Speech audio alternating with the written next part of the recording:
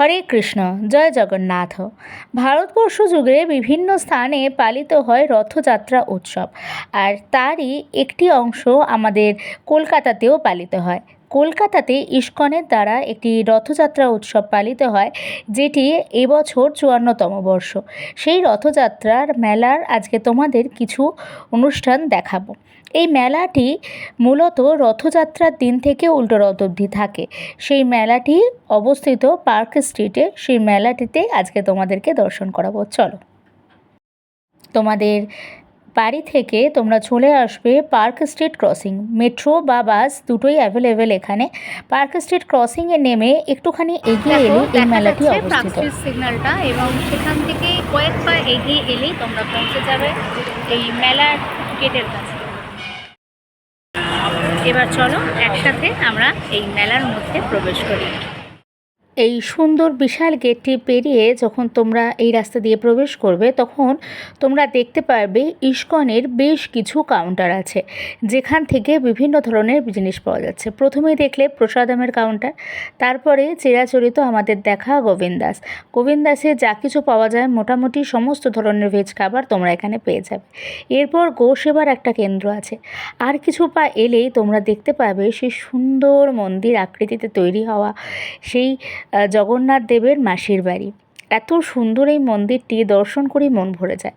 এখানে বইয়ের কাউন্টার আছে, বাচ্চাদের জন্য কিছু অংশগ্রহণের জায়গা আছে। তোমরা এখানে ফ্রিতেও প্রসাদ পেতে পারো একটুখানি লাইন দিয়ে দাঁড়ালে। মন্দিরটিকে আবার দর্শন করলাম।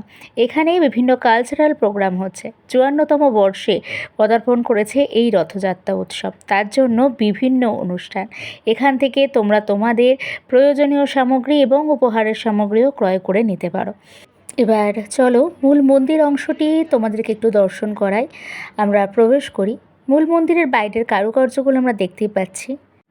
এত নিখুঁতভাবে করা হয়েছে। এখানে জগন্নাথ দেবকে এবং সুভদ্রা মাতাজি এবং বলরাম দেবকে ফুটিয়ে তোলা হয়েছে। বিভিন্ন রকমের কারুকার্য, এবং ভেতরের কারুকার্য অসম্ভব সুন্দর।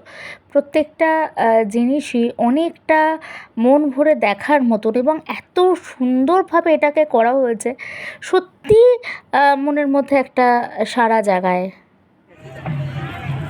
খুব সুন্দর একটা দর্শন, যেন আজকে এই বাংলার বুকে আমরা এক টুকরো শ্রীক্ষেত্রকে দর্শন করতে পারছি। জগন্নাথপুরী ধামের দর্শন পেলাম, খুব ভালো লাগছে। এবার মন্দিরের ভেতরের কিছু অংশ তোমাদেরকে দেখাচ্ছি। সামনে এরকম একটি অংশ আছে। যখন আমি পৌঁছেছিলাম তখন ৪টে বাজেনি, বিগ্রহের দর্শন শুরু হয়নি। তো কিছুক্ষণের অপেক্ষা, এবং এই অপেক্ষাটাই আমাদেরকে মানে ভক্তের প্রাণে সেই আলোড়ন তোলে, কখন তার দর্শন হবে। হে জগন্নাথ প্রভু, তোমার কৃপা করে তোমার দর্শন দাও, আমাদের সকলকে কৃপা করো, এবং তোমার সেই সুন্দর দর্শন দাও, যে দর্শন পেলে আমরা সকলে ধন্য হব। সবাই একসঙ্গে বলি, একই সুরে বলি, জয় জগন্নাথ। হরে কৃষ্ণ কৃষ্ণ কৃষ্ণ হরে হরে, হরে রাম রাম রাম হরে হরে। জয় জগন্নাথ। প্রভুর দর্শন করা সম্পূর্ণ হয়েছে। দেখতেই পাচ্ছ মেলাতে এবার ভিড় শুরু হয়ে গেছে।